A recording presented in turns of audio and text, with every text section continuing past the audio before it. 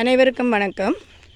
நாங்கள் இந்த நேசபாலம் நிறுவனத்திலே பணியாற்றுகின்ற 2 பேர், நாகநந்தினி, சௌந்தரமாலினி ஆகிய 2 பேர்.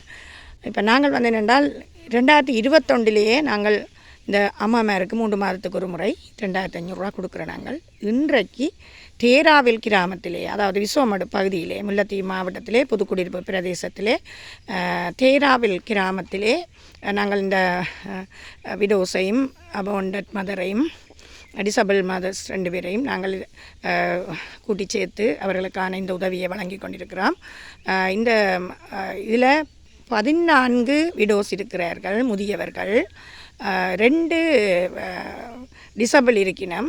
ஒரு ஆள் வீட்டிலே இருக்கிறவ கொண்டு வர முடியாமல் இருந்தது, அவருக்கு வீல் சேர் இல்லை. அதே நேரத்தில் எங்களுக்கு மற்றது ஒரு ஆள் அபாண்டட் மதர், அதாவது கணவரால் கைவிடப்பட்ட ஒரு ஆள். அப்போ ஒருமிக்கண்டே 18 பேருக்கு நாங்கள் கொடுத்துருக்குறோம். ரூபாய் 2500 படி. இது ஜனவரி, பிப்ரவரி, மார்ச்ண்டா. நாங்கள் இனி வந்து அடுத்த 3 மாதத்துக்கு முடிவில் நாங்கள் அதை கொடுப்போம்.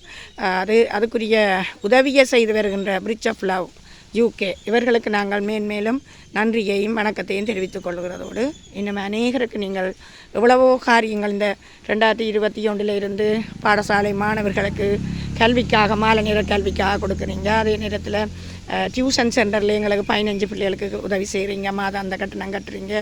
அதே போல் இந்த அபாண்டட்டில் வர்ற ஆக்களை நாங்கள் நீதிமன்றம் வரையும் கொண்டு போகிறதுக்கு உங்களோட உதவியை நீங்கள் செய்து கொண்டு வரீங்க. அப்போ அதனால் நிறைய அம்மாமாருக்கு, கைவிடப்பட்ட அம்மாமாருக்கு உதவியாக இருக்குது. அநேக பிள்ளைகள் அங்கே பாதுகாப்பற்ற நிலையில் இருக்கிறது. இப்படியான ஒரு காரியம் நீங்கள் செய்கிறதால DS ஆஃபீஸ் கொண்டு போய் நாங்கள் நீதிமன்றம் கொண்டு போய் அவர்களுக்குரிய பாதுகாப்பை தேடி கொடுக்கறதுக்கு உதவியாக இருக்குது.